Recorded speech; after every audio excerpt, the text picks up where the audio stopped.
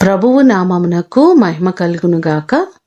ఈ ఉదయకాలము మీకందరికీ వందనాలు తెలియచేస్తున్నాను. ఈ దినము మిమ్ములను బలపరచు దేవుని మాట ఎడతెగక ప్రార్థన చేయుడి.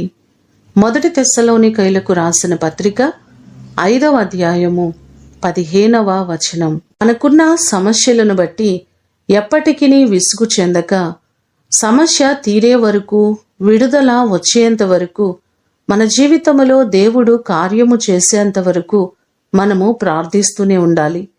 దానియేలు కూడా సమాధానము తిరిగి తన వద్దకు వచ్చే వరకు కూడా ప్రార్థిస్తూనే ఉన్నారు.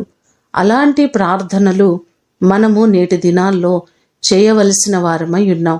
ఎడతెగక ప్రతినిత్యము ప్రార్థన చేయాలని బైబిల్ మనకు సెలవిస్తుంది.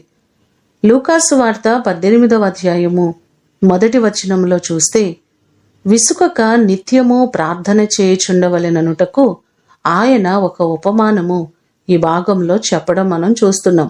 మనందరమును ప్రతినిత్యము ప్రార్థన చేస్తూ దేవుని ద్వారా అనేకమైన కార్యములను పొందుకొందుముగాక.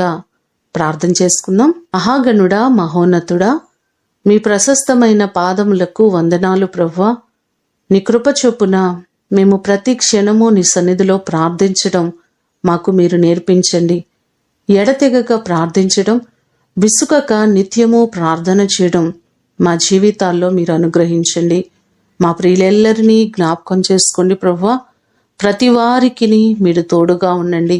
వారి సమస్యలన్నిటి నుంచి విడిపించండి. ప్రతి కుటుంబంలో గొప్ప మేలు, మీ దీవెన మీరు కలుగ చేయండి.